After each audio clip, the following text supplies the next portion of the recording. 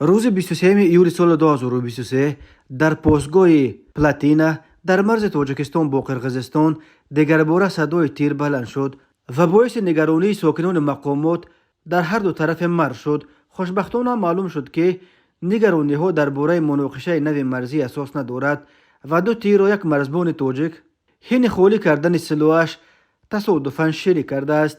اما این حادثه تا چه اندازه آسیب‌پذیر و حساس باقی ماندن وضع در مرز نچندان آرام بین تاجیکستان و قرقیزستان را نمایش می‌دهد که حتی یک تیر تصادفی در این مرز نیز می‌تواند مایه نگرانی جدی در دو طرف شود. جانب تاجیکستان این حادثه را تا حال شرح نداده است، ولی ریاست اطلاعات و رابطه های خدمات مرزبانی کمیته امنیت ملی قرقیزستان روز 24 ایول در یک بیانیه ویژه اظهار داشت که ویدیوی روز 23 ایول در شبکه‌های اجتماعی نشر شده درباره تیرپرانی در مرز تاجیکستان با قرقیزستان اساس ندارد. بنا به اطلاع جانب قرقیزستان روز 23 ایول از پاسگاه پلاتینا که به سررئیست قشون‌های مرزبانی امنیت ملی تاجیکستان مربوط است، دو صدای تیر بلند شده است. جانب قرقیزستان گفت بلافاصله خود امین روز 23 ایول ملاقات نمایندگان مرزبانی قرقیزستان و تاجیکستان دایر شد و جانب تاجیکستان اطلاع داد که یک سرباز قشون‌های مرزبانی این کشور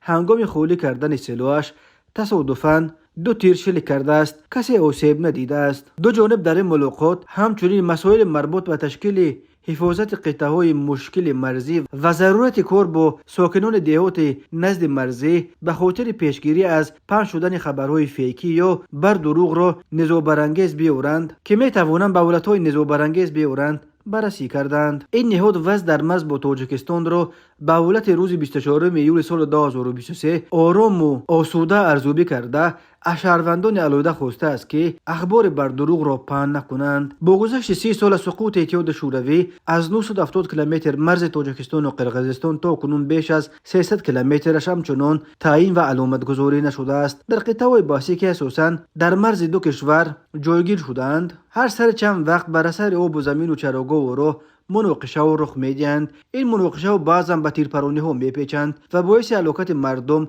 از دو طرف میشوند. در دو سال آخر یعنی 2021 و 2022 در نتیجه زدخوردهای مسلحانه در مرز دو کشور دست کم 240 نفر کشته شده، حدود 750 نفر از هر دو جانب زخمی شدند.